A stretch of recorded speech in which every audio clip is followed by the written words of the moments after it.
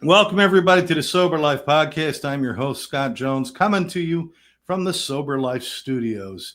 And I hope you all have your coffee ready because we're going to have some really interesting conversation today. But before we get started, first of all, I hope you're all well. But do me a favor, take one moment, hit the subscribe button, share this with your friends, leave a comment, and like this show.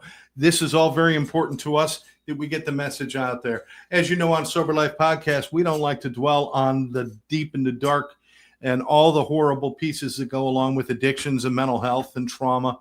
What we like to focus on is the things that are on the other side, the pathways to help, how about the excitement of sobriety or recovery or just getting through those hard times, finding a way to the other side. That's what we like to focus on. We don't avoid the hard conversations, but we're not going to focus on them. If there's something you would like to see on the show, if you'd like to be a guest, put it in the comments. We'll check it out, and I'd love to have you on. Right now, I have somebody. I haven't had the pleasure of meeting this person in person, but he's been around and trying to get a hold of me and Karen and doing some other things. And so we've been kind of tiptoeing around each other, but we finally found a way to get together. And this is fantastic because I love what he does and I love what he's connected to. And to find somebody that's connected to trauma and recovery and a lot of other things that are going on is really cool. And to see somebody who dedicates their time to it is just as awesome. I'm going to bring in David Mahler. I think I got that right. Mahler. I don't know why I want to call you Mayor, like you're a guitar player or something. That's all right. Mahler's perfect. David, thanks for joining us today. And, tell us a little bit about, just kind of a quick abbreviation. Who is David Mahler and why are you on this show? Oh, wow. Abbreviated may be tough, but I'll do my best. And thank you for having me. I'm a ground zero survivor. I was in building 1 when the plane hit. I was on the 26th floor and saw a lot of devastating things that day that led to some of my own trauma, some PTSD. As I'm running down the stairs, the brave firemen are running up. And it was a kind of tough day, of course. When the second plane hit, I was right underneath it, and I had to run to a ferry to get across to New Jersey. But unfortunately, at those times, I experienced many people jumping from the building. I was right underneath it, and I was going for some marriage counseling at that time, and the therapist looked at me and said, "I can't counsel you on marriage. I got to work on your PTSD first." Can I ask you a question, Dave? Before this event, and this was how long? What has it been now? 20 years? 2001, 24 years. 24 years. Before that event, did you have any concept of what trauma or PTSD or any of that stuff was? Did you have any experience in that area, or did you understand it at all? Not at all. I didn't know I even had it. I had no clue. Wow. So what was happening to you was just you had no frame of reference to even know how to deal with what was happening. I was also in the building in '93 when there was a bomb in the basement. But it wasn't the same. That day I was having lunch at a client's office on the 96th floor, and I walked down the 96 flights to get out. And I remember going to a competitor's office at that time, being a Wall Street guy, and I washed up there. And I went home, had to go to the hospital for some oxygen. It didn't hit me the same. Right. I guess maybe not seeing people dying and those kind of things. Yeah, that's amazing that the world changed. I think a lot of things changed that day. How we look at our first responders changed. How we look at trauma changed. How we looked at even just the safety, our everyday safety, things we took for granted that nobody could ever hurt us. I think all that changed for a lot of people, more so you and the people who were there. And thank God you're okay. Sorry to interrupt, but even for a brief, short period of time, call it 6 months or a year, even people were being nicer to each other on the subway and different things like that. And you noticed it, and churches were more crowded, things were changing a little bit at that time. And of course, we'll take a moment as obviously one brother, one sister. We salute our first responders who came that day, and many of them unfortunately lost their lives as well. So we thank them for their service. But so, did that set you on a path to change your life after that? I don't really think so. I work wise, I stayed the same. We had some other issues going on in my own home at that time. I started out very young. I had a child at 21 years old, and you know, fairly typical family. Maybe around the age of 25 years old, my first wife developed an alcohol issue, and I was being a really good codependent enabler. You know, not to have arguments in our house and stuff like that. So I'd run to the liquor store, I get the liquor, bring it home. You know, I wanted to keep quiet. I have this thing that I always thought was what, gets said in your house, stays in your house. I was raised that way. And Okay. I always thought that was like a Brooklyn or a New York thing. But as I go around speaking on substance awareness, I find out it's worldwide. Yeah. And I didn't want my neighbors to know we were having issues. We look great on the outside as a family. You know, nobody would think anything's going on. My kids were on the bus stop, first ones, even though my wife was dealing with the issues at that time. And it was tough. We would go to family parties, and if there were alcohol was free flowing, like it often happens at backyard barbecues. By the time the ride home, it was chaos. You know, the crying, the fighting, the yelling. It just was not a fun experience for any one of us in the family. Um, Well, you thank said, God at that time, but again, yeah, she was suffering at the time with her issues with drinking. Uh, yeah. and obviously this is affecting your life as well. Obviously, did any of this? Did you start looking for escape in any other ways yourself? Like her escape was the alcohol. Did you start looking for escape too? I don't know if I was looking for escape, but I'm working on Wall Street. I'm working hard and playing hard. Things you see in the movies happen or happened. Now with compliance, a lot of stuff doesn't happen anymore. But with customers wanting to be out all night, I was right along with them. Like I said, I worked hard, I played hard, Okay. and there wasn't a substance I probably didn't try, mess around with, or do. Also, part of this story is my dad died when I was 10. So I'm a Brooklyn kid. I'm on the street at 11, 12 years old, pushing the envelope with my mom and running with a tough crowd. I mean, getting into some serious trouble. We were either selling you something, extorting you, or maybe, you know, maybe you're getting a beating. But it was, I wasn't really doing the right thing. And I pushed my mom, like I said, pushed the envelope on my mom big time. Wow. Wow. So you're in Wall Street. We all, like you said. So the movies are true. You're telling me the movies are true. You guys are running Oh, and yeah, a gunning and lot. doing cocaine and this and that and all that stuff. Most of the nonsense you see, and then some happen. Yeah. Well, I'm gonna have to go back and watch a few movies with a different look now, my friend. Uh, Yeah. I was say, hey, there's Dave. No, so tell me, where did your story go? Where did your story go from here? I mean, obviously, you got issues in the family. You're working a So lot. You're doing your own thing. What we were happened? li- we were living in Staten Island, New York at the time. I thought it was like let's move out of Brooklyn, start to the suburbs. We couldn't make the big trip to Jersey. We had to stop in Staten Island for a few years, and we moved to Jersey thinking a change of scenery is going to be better. I'm thinking suburbs, get my kids not to be like me. And my ex-wife continued her drinking a little bit. Uh, she went to AA and she got sober.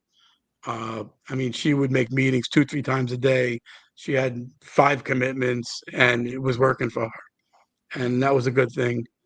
And then somebody invited her to a Christian church, and her recovery went on to being at a Christian church more than AA, but that worked for her too.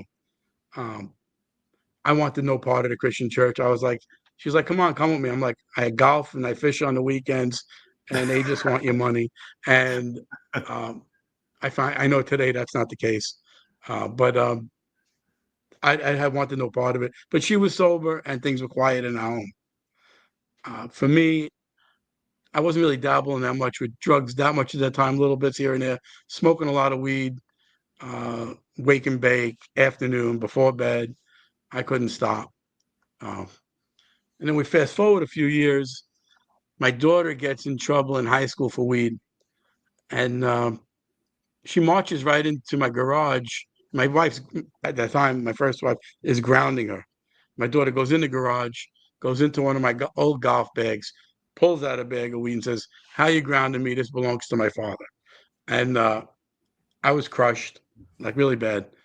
Uh, I thought no one knew, everyone knew, and it just wasn't a great time. That was the last day I smoked weed, and the other stuff followed along with it. I just stopped. I just stopped. Um, Unfortunately, my daughter, as years went on, started dabbling with other drugs. We lived in a fairly affluent neighborhood. Kids were bored. At least in Brooklyn, I always had something to do. You know, kids were bored. They were going to house parties, going to the medicine cabinets, seeing what moms and grandmas had, and they were trying stuff. And my daughter got addicted to opioids. Um, Very young, 17 maybe. All right. And as a parent, I was lost. I thought I could fix her. I fix everything. That's who I am. And I couldn't fix her. I found that out quickly. And I'm looking for treatment centers. And she did some IOP in Jersey. It wasn't working. Chaos was going on in our home like you couldn't believe, or you probably could believe. And then,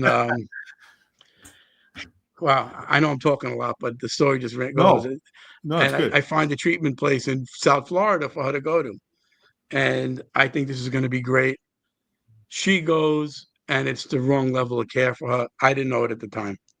Uh, I didn't know anything. That's one of the reasons in my coaching, I coach parents say there are different levels of care. You got to know what they are. The more educated we could be as a spouse, a father, a mother, the better our loved one who's dealing with the substance use is going to be. And then we got to get help for ourselves as well. Everybody in the household needs to heal. So she's in this place in Florida, and things don't get better. Eventually, they get worse. And she bounces around from different treatment centers, halfway houses, all that stuff. I'm constantly going down there to visit her. My mom lived in Florida at the time, so she was a good support, but it wasn't getting better.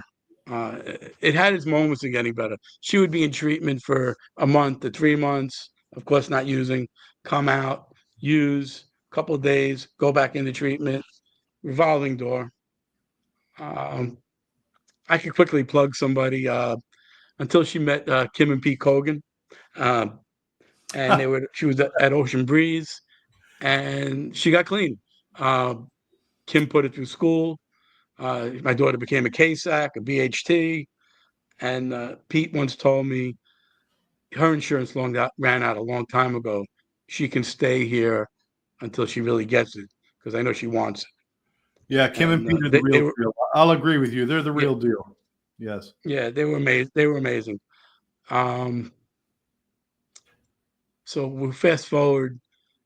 Well, I got a lot of fast forwarding. Sorry. So No, don't I worry get about it. asked. I get asked by a friend to help him run a Celebrate Recovery in Brooklyn. He's like, you got a lot of knowledge. Your ex-wife, your kids. Can you come and help me? So I'm like, okay. And they sent down some serious trainers to train us, some New York reps to Celebrate Recovery. And I called my daughter after like the first or second training, and I was like, Dana, this isn't for me. I don't think. I didn't realize it had to do with all kinds of hurts, habits, hangups. I thought it was strictly narcotics or whatever. And I'm like, I don't know if this is my place. My daughter's like, Daddy, you have to stay. Someone like me is going to walk in the door. You've been through every war with me, and you'll know how to talk to them. Someone like my mom's going to come in and just think of all you've been through. You'll know how to talk to them too. So I turned around and I stayed. And God, in his infinite sense of humor, had other people leave. The leader left, the next leader left, and I had a choice to take it over or let it die. And we had like 30 people coming on a Thursday night, every Thursday night. I'm like, how can I let this die? People are getting well here. Some people finding God there. Some people were just staying sober there. But people were getting wild. I'm like, I can't let this die. Um, so I find myself the ministry leader. And in the middle of that, I'm going to school to become a recovery coach. My daughter's like, come on. Was the irony lost on you that at one point you said, I don't want to go to church to support when your wife was doing that? And then you end up my God. ministry leader? Yeah. So I'm down in South Florida visiting my daughter, like, about 10 years before the Celebrate Recovery thing happened. And I'm like, Dana, I got to pray for you. She's like, Daddy, what do you pray to? I says, I just pray. She goes, well, they send us to this church I think on North Lake. She goes, why don't you go there? And I went to just so I would have a place to pray for. I was desperate. And I became a Christian that day. Wow. Yeah, I became a Christian. So it was my daughter who planted the seeds, and she sent me. And yeah, and I thought all I'm going to get out of this is a place to pray for my daughter, not knowing different ministries I'm involved with and things like that. So now COVID, my daughter decides to move back from South Florida. She gets a job right away as a KSAC and a BHT at a New Jersey facility. She's living in my Jersey house. And about 2 years go by, everything's cool. And she goes, Daddy, I went out and used. And she tells me. And I'm like crushed. I thought we were on cruise control with her now. Right. She was about 6 years clean at that time. And she went away to a treatment center, 30 days. And I told her she couldn't live in my house right now. She had to go to a woman's sober home. And she did that. And now COVID hits full blown. And the place she went to, which was a pretty good place, they called me and they go, we don't know what to do. We need to send women home to quarantine. And I'm like, really? I said, okay, I'm really nervous about that. And nervous because of COVID, nervous because what's going to happen to my daughter. And I says, well, what do you think? Can Dana come home? They go, Dana runs all our groups. Dana doesn't miss a meeting. If anybody can go home, it's Dana. And Dana didn't make it home. Dana went out and used that night, and the drug she had in it was laced with fentanyl, and she was with her girlfriend, and it killed her that night. I'm very sorry. Yeah. So now what do I do? I'm like, oh, I'm crushed, but my way of healing is serving and or helping others, and that's how I dealt with it. I was. I have to ask. A lot of people would shut down because of that. Yeah. What was it that kept you going to still be of service and to get your own help that way? Was there something that kept you going, a message or a thought or a feeling? I know that I don't know how much you talk about God on your show or not. So there was a scripture following me. There was a scripture following me, Romans 8:28, and it's like those who love God, for the good is going to happen to them. Like, God, where's the good? I can't get it, and I don't get it. And I know that when I go up and speak, because I do a lot of substance awareness training, and I speak in this ministry every Thursday night. My daughter's standing right beside me. This is her legacy. Daddy, you got to stay. So I stayed. Now, Daddy, you got to coach. I'm coaching. And you know what? I coach in the heart. This isn't like a second career for me, even though it is, but it's not what I'm based upon. And my true feelings are if I slow down and not keep helping the next guy or not serving, then I'm crushed. And I refuse to be crushed. I will probably operate this way till my last day. And, and that's who I am. And it's a fantastic way to honor your daughter and my wife and all the people out there that we've all lost is by people like you stepping up and saying, we will not let this go unnoticed and it must be heard. So you were saying you feel her with you when you're working, and I assume that's still the case today. You feel that she's with you when Uh, you're doing what you do? 1,000,000%. I don't think there's a time I speak that she's not there. You know, I I got a little sad just now. Wow.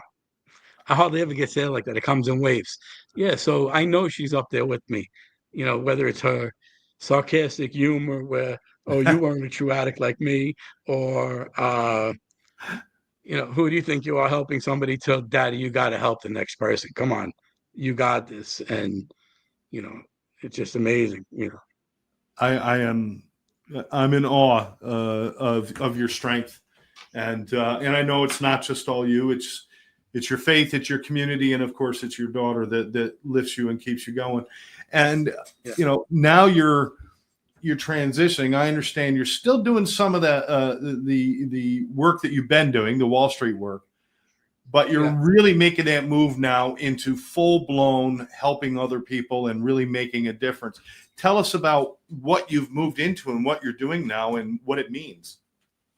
Um, well, it just means a lot to me.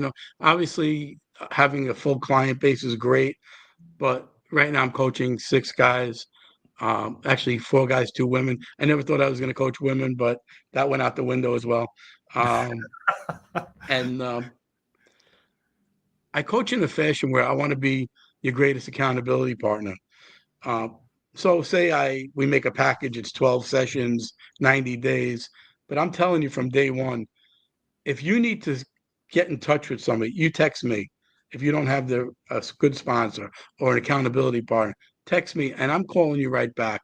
Um, Maybe I'm not answering the phone quickly, but if you text me, I'm calling you right back. If you tell me something's up, I'm going to be there for you. I know all my people really well. I know when they're hurting. I can tell, and I want them to reach out to me. Don't reach out to me at 2 in the morning, tell me you don't know what to eat for lunch the next day. But if you have an issue, I'm sure I you've want to gotten know. those calls, though. I'm sure you've gotten those calls. If I can help you redirect at that moment, we can get on a different page. I don't care if it's a breathing technique. I don't care if I tell you to start doing 20 push-ups. You got to meet me for coffee now. Let's go. And that's very big for me. I want to, as we continue to talk, I want people to make note of this, and it will also be in the description. If you want more information, you can go to groundzerorecoverycoaching.com. That's groundzerorecoverycoaching.com. You can find out about what David is doing, and I think it's awesome. I assume. Listen, you probably know as well as I do. There's a lot of people out there that use the word coach that have no business being a coach. Right. There's a lot of that out there. You and I both know that. But your experience is what you've been through. The loss of 2 of your kids, the 9/11, your own struggles, your wife, and all these things you've been through. How much of your personal goes into what you do with coaching? How much of that do you put yourself out there on a plate for people so they can really see? 100%. There's not a story I don't share. If we're talking about something, and it happened last night in a coaching session, a woman brought up grief, and she's like, "All right, let's talk about grief." And I says, I go around with a lot of grief, but it's just like I told you, I got to keep pushing forward. So I lost my son to COVID complications. Uh, um, and some people thought I was being insensitive, but I coached that week and I actually spoke to the recovery group that week because I had to. If I'm going to sit on the couch and it's quiet, I'm going to break down. So it was better. I didn't lead the meeting on Thursday night that I run, but I did get up and share. And I shared about my son and about how I was feeling and how we can deal with grief. And, that's important to me. So I'm always 100% out there. You'll know it's me talking. I haven't met one person that didn't say, wow, this isn't just a second job for you. This is your heart, and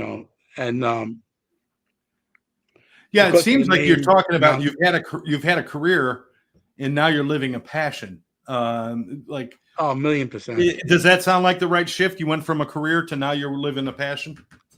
I mean, I loved what I did. I always put my heart into everything I do, but it's just a different dynamic now. Yeah. Now, it's just a whole different dynamic.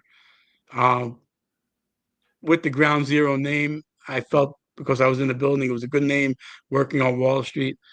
I do a lot of substance awareness presentations, but I really want to go into the office place and train people how to break the stigma, how to make people not afraid to come forward. You know, hey, I got an issue. Can I get some help? Because people suffer in silence. You know, they're afraid to tell somebody, oh, they're going to look down on me. I'm going to get fired. You don't get fired for coming forward. You get fired for all the stupid things you do on the way to getting fired. You know, coming in late, Yeah. showing up, arguing with people. That's why you get fired. You know, but if you went and told somebody in management, HR, hey, I got an issue, what service is available? I don't even think they can fire you legally. They're going to probably have to get you help, you know, and I'm dying to, do more substance awareness training. I'm doing one I spoke to you earlier about uh, in Missouri. It's a fentanyl symposium. I'm blessed to be invited to be one of the 10 speakers that day. Uh, and I can't wait to do it. And that's geared towards law enforcement. There'll be 400 people there from law enforcement that day, and I've had the opportunity to coach some guys in law enforcement and firemen in New York City. I think they Googled, coach. They saw Ground Zero and said, "Let me call this guy." You know, why is he Ground Zero?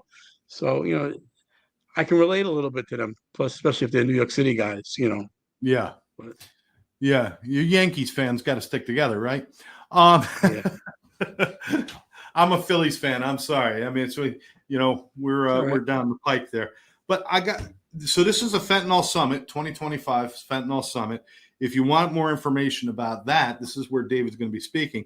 If you go to www.only2milligrams.com/summit, it'll have the information about the summit, or at least you can learn a little bit about what's going on out there. David, you mentioned stigma, and I don't want to undersell this because this is the big thing, right? I And love it's talking about it. appropriate that you're using ground zero recovery, because ground zero 9/11 changed how we saw trauma and PTSD. It changed how the whole country viewed it. It started to make us appreciate a little bit more. Now, there's a dent in the stigma, but it's just a dent. We've still got a long way to go. How important is eliminating the stigma of saying I'm hurting, or I'm scared, or I need help? How important is that? There's so many there's different types of stigma, right? There's social stigma, the name calling, the Right. way they look at people. The name calling's got to stop. If somebody was in a wheelchair, you wouldn't call them a cripple. Why do you got to call somebody a pill pop, a junkie, or so on? And Right. the name calling's got to stop. You know, this is somebody's child. Um, they were once a little kid in kindergarten with no aspiration of becoming addicted to a substance, right?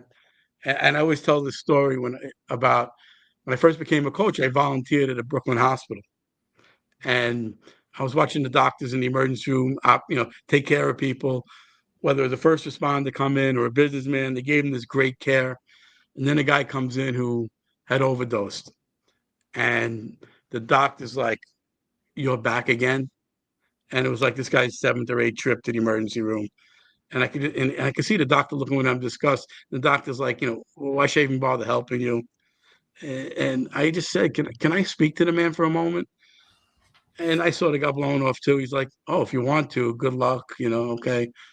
So they let me talk to the man, one on one. And I looked at the guy and I said, do you like being spoken to that way?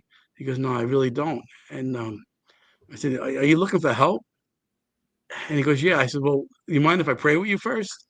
He goes, no, I'd love that. So I prayed with him. And then he's like, I really do want help. And he was being treated so badly. And that's part of the stigma because, oh, yeah, he's just another guy. He'll be back here in a week. But me and this guy got on the phone and we called secular and Christian recovery programs. And we got him a bed that night. And this guy is still working his program today. So if you can drop the stigma, more people are going to get help. If you can just get out of the way of the stigma, stop the name calling, stop what society looks people down on. I mean, 70% of the people using are in our workplace. They're the guy sitting next to you and you don't even know it. It's Yeah. not the guy in the street that needs a shower. they're right there in the workplace with you. So you don't know who's struggling, what internal feelings are going on with people. Everybody assumes it's maybe that guy who's unfortunate living on the street, but that's not your typical drug user or person with alcohol problems. Well, what about, and I know you talked about the different kinds of stigma, and there is a social stigma. There's this stigma. Some people call it corporate or procedural stigma, where you might be limited in getting jobs and different things. Systemic stigma. Yeah. Was that That's like systemic stigma, they call systemic stigma? And then there's the things. And then there's self-stigma. What about the part where you tell yourself? That's probably the one that's the worst, right? People are internalizing. People with mental illness or alcohol, they're always told they can't get better. So you start internalizing, that small voice in your head is telling you, yeah, you're never going to get well. And you start believing it. Yeah. But it's not the truth, And, if you go around Christian circles and say, well, it's the enemy talking to me, I don't totally give that much credit to the enemy. First, it's our own self, I think we are our own worst enemies, I think, in many cases. Certainly. 100%. And when you're internalizing that way and you have all that self-talk, that negative self-talk, and all those negative beliefs about yourself, when somebody does do a sincere act or something, you almost react to it like it's sarcasm. You can't believe it. You can't accept it. So that's tough. And I'm sure this is where a lot of clients come to. It's like, well, this is all well and fine. Reach out, do this, do that. But how do I get past me? I mean, that's got to be like the biggest hurdle for anybody. Just take that first step past those limiting beliefs. Reframe your thinking. With some example, that internal voice is telling you never make right decisions, right? You always make the wrong. And you got to reach into yourself sometimes and say, I can name 3 times that I made right decisions, and tell them to yourself. We didn't always make bad choices. It's just like when people is doing their inventory list and say, hey, the bad stuff is like this big and the good stuff is this big. And people have a lot more good stuff than they ever put down on that list. So we're so used to beating ourselves up. How about, promote yourself, build yourself up a little bit, change the voice in your head. You can redirect, reframe it. I know like therapists will call it like CBT, cognitive behavioral therapy. And it works. Speak the truths to yourself. Wow, there are times when I did do well. I did help that person. I have been better at times. I did work for a little while. Talk the good stuff into yourself. It's not always the negatives that we put into our own heads. I think maybe we're talking about a problem that transcends trauma, transcends mental health and addiction. I think this is a human issue where we tend to focus more on negative than we do on positive. You ask, and I teach all the time, and I ask people, I say, if I were to ask you to list what you don't like about yourself, they could start and they just keep going. Now list all the things you like about yourself, and they got to stop and think, and they can't think of anything. And it's, we're not trained to think in a positive sense. I mean, it's almost like a sadness in the world, right? 100%. Like you said, they'll write 3 things down on the positive side. Yeah. And like 10, 20 on the other side. I did this, I did that, or I should have, right? Should have did this, I should have done that. The best thing though is if we could somehow create a stigma-free environment, or at least reduce the stigma enough, then people can at least freely talk about it. Even if they're having negative thoughts, if you could freely express it, you got much better chance at getting help than if you just keep it all locked away. I think you and I both know that very well. And so do all the people out there listening today. That's the thing, is to get past that. The first time I went through the steps, right, I remember sharing some things that I told you. I ran with a tough, hard crowd when I was a kid, not trying to glorify it at all. And there were things that I did that I was ashamed of. Nobody knew. 30, 35, 40 years holding on to it. And, some bad things. And I shared it with the 4 guys. We did it in a group, 4 of us.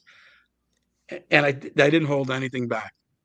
I told them everything that I did, from the worst things.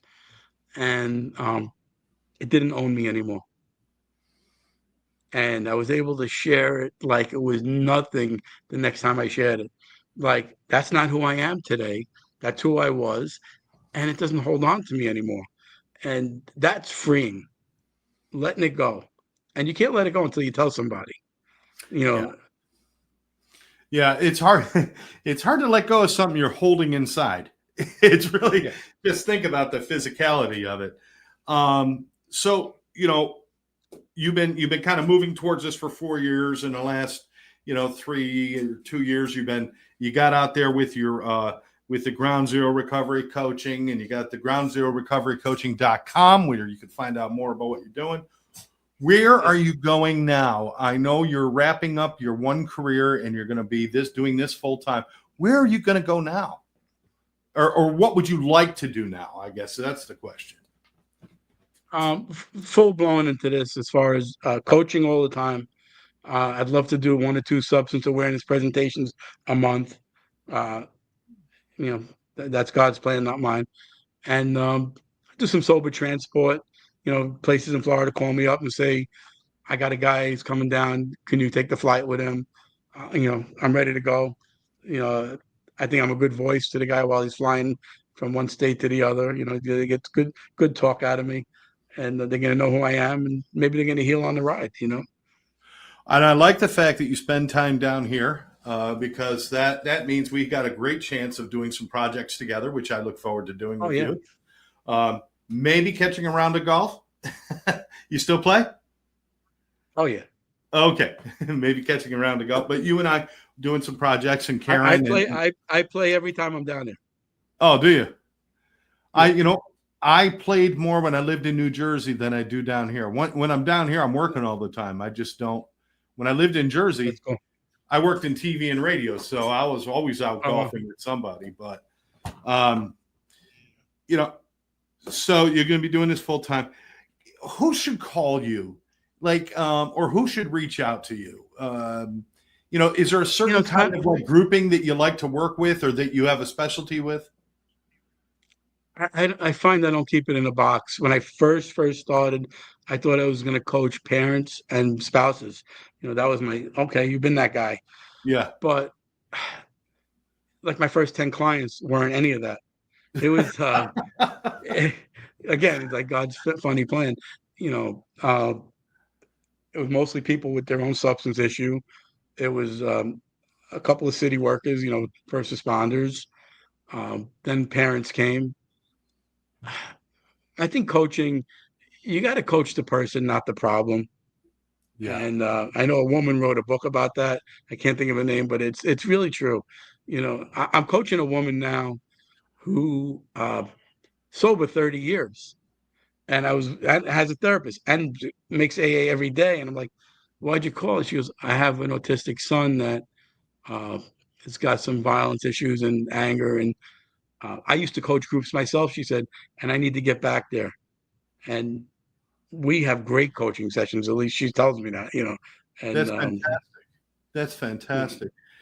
I want to mention something, and I've said this before on other shows, and it's not to be flippant at all, but there's parents out there with kids who are suffering. Okay, yeah, um, I found recovery. Unfortunately, my wife did not; she passed. But I've had to watch my kids go through addiction as well, and yeah.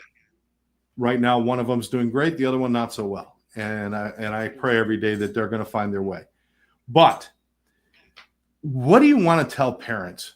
Because first of all, even if you decide to take somebody to treatment, people research buying a new car more than they research the treatment center and the disease that their kids have. That's a sadness, but that's the truth.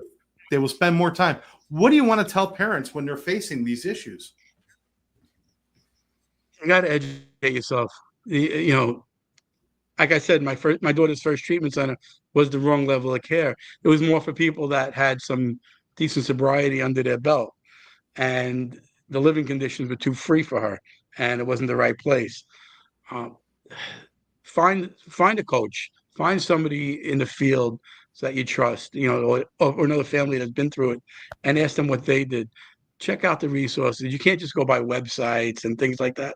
No. They all look the same.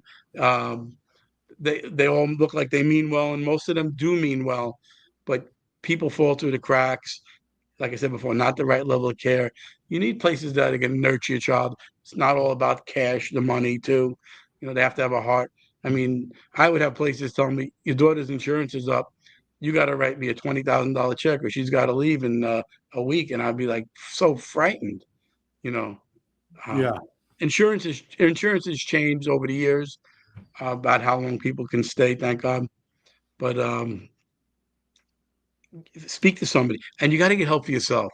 Not one family member should not get, if somebody in the house is using, go to Naranon, go to Al-Anon, seek a therapist, because, statistics show that your person in recovery, or hopefully getting into recovery, is going to have long-term recovery if the whole house is healed. If they come home and they're really trying, you can't still be bringing up the negatives that they did a year ago. You have to start building them up. Hey, you're doing great. Let them know it. If they're truly doing great, let them know. So many families are so fixed on the hurts. Oh, you robbed from me last year. Yeah, that was last year. If we're going to Yeah. keep bringing it up, we're going to keep falling back into that. I wrote more checks and stuff for my daughter than you can believe. My ex-wife used to go to bed with her pocketbook under her pillow, but then it was a long time, and my daughter wasn't that person. And my daughter helped more ladies get into treatment than you could believe. 25, 30 women that still contact me and say, I got sober because your daughter got me into treatment. And the biggest thing is that's families something need to we have get to carry with us. help. Yeah, believe that she's made a difference in this world. She made a difference with people. She made a difference with you, and because of what There's a line from the movie The Bronx Tale, and he goes, the worst thing the biggest waste is a waste of talent. The worst thing is a waste of talent. She wasted a lot of talent. I mean, she was here for a purpose, a certain amount of years, but she was a waste of talent. She did some great things, but her legacy continues in you, and that's a brilliance. And I'm sorry, you bring up Bronx Tale. I just remember somebody getting thrown off a roof. That's all I remember about that film. So I'm going to have to go back and watch it and look for the good stuff. Am I thinking it's about like the me right in movie? recovery.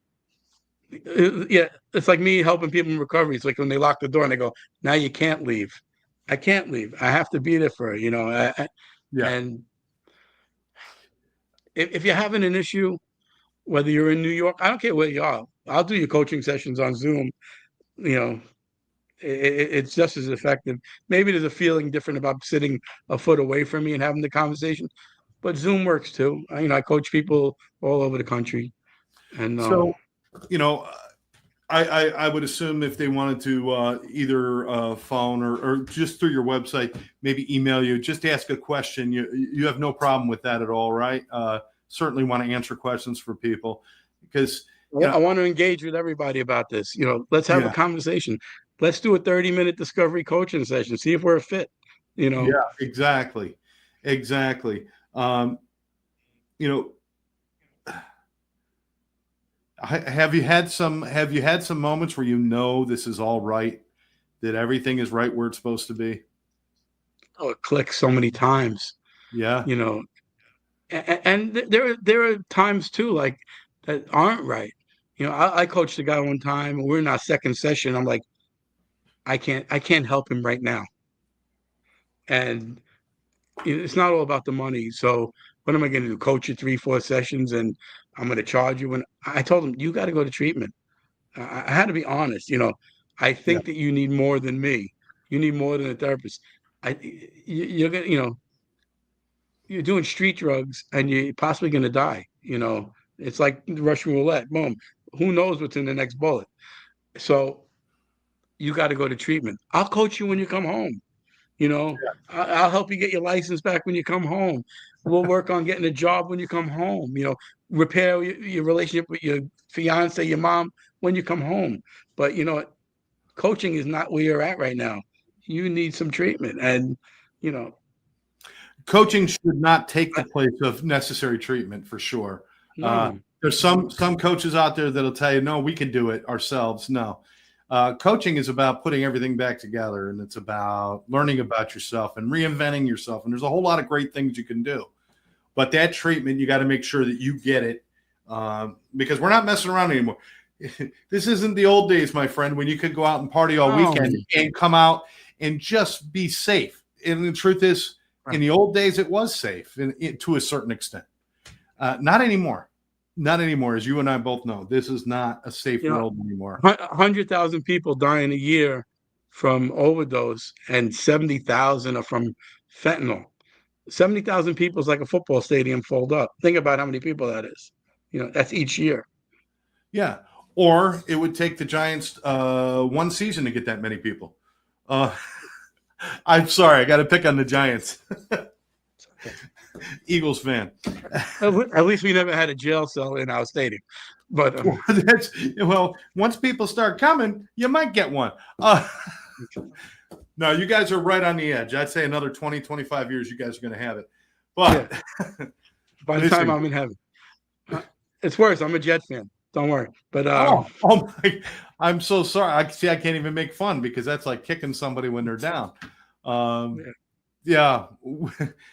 Hopefully, my brother's a Jets fan too, and and every year you think, oh, this magic might happen, and then it doesn't. But listen, I appreciate you sharing your story with us today, David. I'm glad we finally got together. It's good. Yeah, me too. Me too. I want to remind everybody, please check out groundzerorecoverycoaching.com. That's groundzerorecoverycoaching.com. Learn more about David and his mission, and reach out to him. Reach out to him. And and I'm going to tell you, right now, I like David, and I think David's a straight up guy, and he's probably right for everybody, or right for a lot of people, but nobody's right for everybody. Talk to him. Right. You're not going to be offended if they say, I'm not feeling it, right? I mean, it doesn't offend you. You may not work for me, but you know what? I haven't found that yet. But I like the 30-minute discovery, and my 30-minute discovery tends to be an hour if you want it to be, because we'll start talking about where you're at and what our plan of action is going to be and where we're going first. You may learn something in that first 30, 40 minutes that you didn't know about yourself. David, I appreciate you taking the time, and thank you for the great work that you do. Thank you. I appreciate you guys. I'd love to give a shout out to your daughter and thank her for the sacrifice she made so that others may survive. And and I know that's the truth. So, and it carries on in you and what you do. Please give this man a shout out. Go to groundzerorecoverycoaching.com. Thank you all for joining us. This has been a great time. We've went a little bit over time, but I don't care because you got a guy from New York and a guy from New Jersey start talking, shit's going to happen. We're going to talk for a long time. It's just what happens. That's right. David, thank you. Thank Karen. I want to thank Karen as well. She texts me all the training dates all the time, and we constantly talk, and she sort of helped me make this happen. Hopefully we'll see you at one of our training dates soon, and then we'll certainly talk about doing some projects together.